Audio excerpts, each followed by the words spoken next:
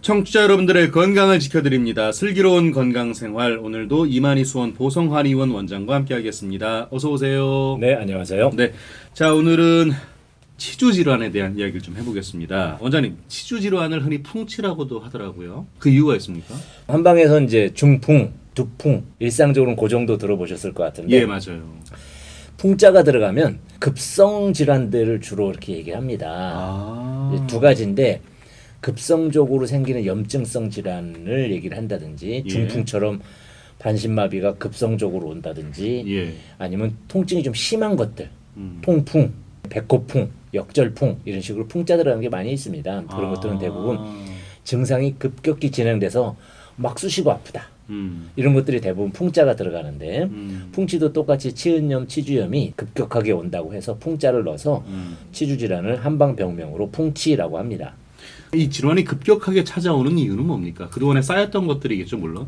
보통은 이제 만성적으로 오는 경우는 허약해서 오는 경우가 많고요. 예. 급성적으로 오는 경우는 외부 침투에 의해서 발생하는 경우가 아. 많습니다.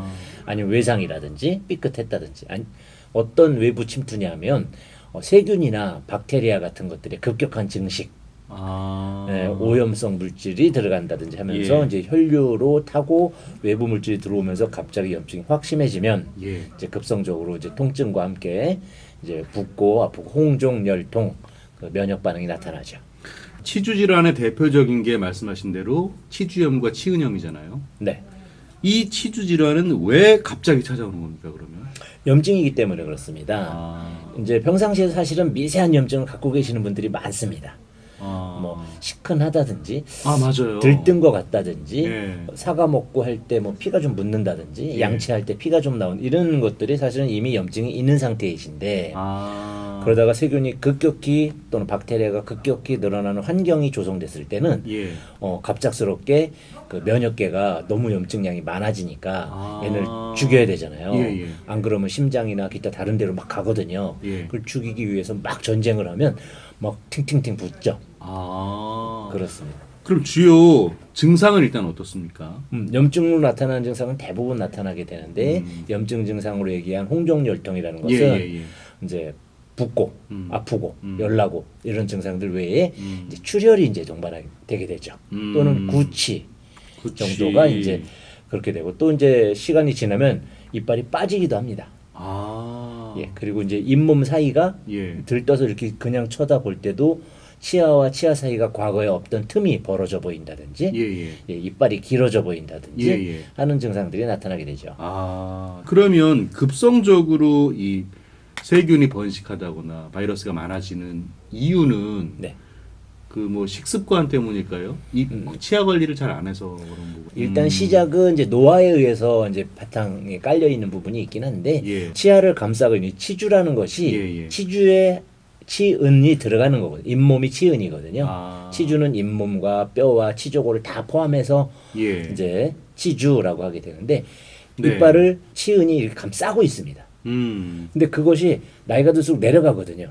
그래가지고 견고하게 아무도 침투 못하고 있던 조직이 벌어지고 틈이 생기고 일단 그럼 노화의 영향도 있는 거네요. 분명히. 노화되면서 이제 치석이 생깁니다. 잇몸과 이 치조골 뼈 이빨 예. 사이에 틈이 벌어지고 그 사이에 돌이 박히는 거죠. 그런 것들이 이제 염증을 유발하게 되고 세균의 찌꺼기가 치석이거든요. 그러니까 세균들이 이제 점점 잇몸 속으로 들어가게 되는 거죠. 그래서 스케일링을 정기적으로 하라고 얘기하는 거군요. 그러면. 그렇습니다. 그럼 스케일링만으로 보통 그 잇몸 치주 질환을 예방하는데 큰 도움이 되는 겁니까? 그죠. 도움이 많이 됩니다. 많이 그러나 됩니까? 더 확실한 방법은 양치를 잘하는 것입니다. 양치를 잘하는 거. 예, 치대에 이제 입학을 하면 네. 치대 학생들에게 교수님들이 예전에 요새는 그런지 모르겠습니다만 이런 말씀을 하셨다고 합니다. 제 아는 서울대에 나오신 그 치과 의사분이 예.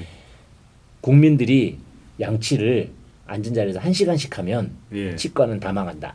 그래서 어떻게 하게 되냐면 그 타월을 하나 무릎에 펴놓고 재밌는 방송이나 영어 뭐 교육 방송 이런 거 틀어놓고 애들 양치를 시킨다고 합니다. 계속. 근데 사실은 우스갯소리지 30분도 굉장히 힘들기 때문에 양치를 완벽하게 한다면 치주 질환은 없다라는 그런 의미 같습니다. 그만큼 양치질이 중요하다라는 그렇습니다. 걸 이야기하시는 거겠죠. 네. 앞서서 구취 이야기하셨잖아요. 네네. 이 질문 좀 드리고 싶었어요. 유독 입냄새가 심한 분들이 있어요. 네. 그러니까 양치를 해도 네. 입냄새가 나는 분들이 있거든요. 그런 분들은 왜 그런 겁니까? 일단 입 위에 있는 조직은 예. 코죠. 비염과 축농증이 있을 때 나타날 수 있고요. 입 안에 박테리아가 많아서 예. 올 수 있고요. 아. 하고 벌리면 안에 편도선이 있잖아요. 예, 예. 편도결석이라 해서 노란 곱이 끼는 경우가 있습니다. 아. 그런 경우도 그럴 수 있고요. 이빨에 충치가 있어도 그럴 수 있고요. 한 가지 이유가 아니군요. 그렇습니다. 이제 구강의 문제냐, 크게는 코의 문제냐, 위장의 문제냐, 보통 세 가지 정도를 가지고 볼 수가 있습니다. 유독 잇몸에 자주 피가 나는 분들이 있어요. 네. 사실은 저도 한때 그런 적이 있거든요. 네. 이럴 때는 사실 음식 먹는 것도 좀 조심스럽고 되게. 그렇죠. 예. 그래서 이런 경우에는 치주진화를 무조건 의심하는 게 좋습니까? 물론입니다.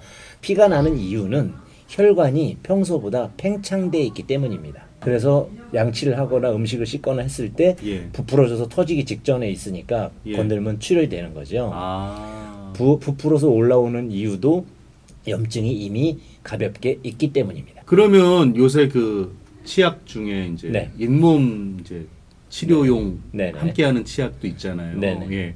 그런 거는 정기적으로 쓰면 좋은 거죠. 치약에 대한 부분은 이제 제품에 대한 저희가 있기 좀 때문에 조심스럽긴 하네요. 조심스럽긴 예. 하고 또 어느 제품이라고 알겠습니다. 딱 말할 수는 없지만 네. 일단 계면활성제가 덜 들어간 것이 좋습니다. 대부분 치약이라는 것 자체는 연마제거든요. 예. 긁어내는.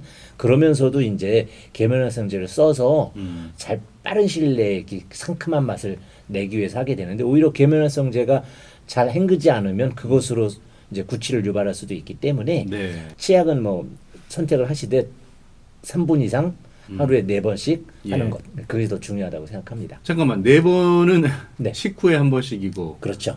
아침에 일어나서입니까? 아니요. 자기 전에요. 저녁을 한 6, 7시경에 드셨을 때 예. 양치를 바로 하시게 될 겁니다. 그렇죠. 양치도 3분 이내에 하는 게 좋습니다. 식사하시고 나서. 예. 근데 그러고 나서 11시나 뭐 이렇게 주무시게 되면은 4, 5시간 정도 공백이 생기게 되잖아요. 그렇죠. 그러면 아무래도 입안에 박테리아나 이제 세균이 있는데 그 채로 그냥 주무시게 되면 밤새도록 입안에 이제 침이 마르면서 예. 구강 건조라든지 아니면 산도의 변화라든지 뭐 이런 것 때문에 세균이 끄끄하게 들고 그것이 치주염을 유발하니까 자기 직전에 양치 한번 해주시면 훨씬 좋습니다. 이런 질문도 있으셨어요. 당뇨 환자 같은 경우에 네. 치주 질환이 잘 생긴다고 하는데 그렇죠. 맞습니까? 방금 혈관이 팽창돼 있다라고 말씀드렸잖아요. 네.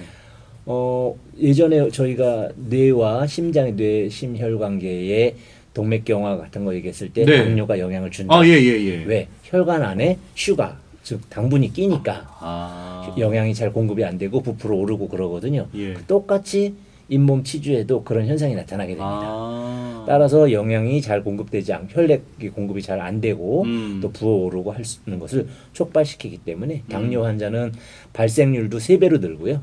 그리고 이제 염증으로 와가지고 통증을 유발하거나 악화될 확률도 2배 더 높다고 합니다. 반대로 치주 질환이 당뇨병 그리고 심장병까지도 일으킬 수 있다. 그러더라고요. 맞습니까? 네, 그렇습니다. 이게 이것뿐만이 아니고 사실은 치매까지도. 이유는 이제 입안에서 그 증식하는 세균과 박테리아의 종류에 따라 다르게 됩니다. 예. 사람마다 다르기 때문에 물론. 어떤 사람은 커피를 먹으면 구취가 심해지고 또 어떤 사람은 뭐 단 걸 먹으면 구취가 심해지고 이런 차이가 있습니다. 예. 그것은 그것을 먹고 사는 세균과 박테리아가 유독 많을 때 발효 현상이 나타나면서 구취가 심해지거든요. 근데 그 세균이 종류가 많은데 어떤 종류는 심장을 손상시키는 심근에 영향을 주는 박테리아도 세균도 있고 예. 뇌에 오래 침착이 되면은 치매를 일으키는 박테리아도 있습니다. 예. 그런 것들 중에는 당뇨를 유발하거나 기타 여러 가지 면역 질환을 유발하는 것들이 많고 성기능도 떨어뜨리는 그런 것들도 왜냐하면 해면체에 있는 혈관이 약해지거든요. 그런 것들 때문에 혈관이 들어가 있는 대부분의 지역에 가서 증상을 악화시키거나 유발할 수 있다 이렇게 보고되고 있습니다. 앞서서 건강한 치아와 잇몸 관리는 이미 얘기를 해주신 것 같아요. 네. 하루 4번 네, 양치질. 그렇죠. 3분 이내에 3분 이내. 저 식사 후 3분 이내에 3분 이상 양치질. 예. 네. 요거 하나 제가 궁금해서 끝으로 질문 드려봐도 될까요? 네. 잇몸에 옥수수 수염이 좋다고 해서 그렇습니다. 저는 가끔 이 옥수수를 먹은 그거를 삶아서 그 잘하시는 물로 겁니다. 입을 헹구고 있거든요. 2시간 이상 끓여가지고 예. 그 안에 들어가 있는 그 성분이 이제 저희 잇몸 약들 팔잖아요. 예. 거기에 들어가 있습니다. 그것이 치주의 뿌리 부분에서 더 깊게 자리를 잡을 수 있게끔 해주는 성분이 들어가 있기 때문에 예. 옥수수 대가 더 중요한데 예, 네. 수염에도 물론 포함돼 있죠. 아. 수염은 근데 사실은 이뇨제, 즉 부종을 빼는 약으로 많이 사용합니다. 자, 오늘 슬기로운 건강 생활은 치주 질환을 중심으로 이야기 나눠봤습니다. 오늘 말씀 여기에 듣겠습니다. 고맙습니다. 네, 감사합니다. 네, 지금까지 이만희 수원 보성한의원 원장과 함께했습니다.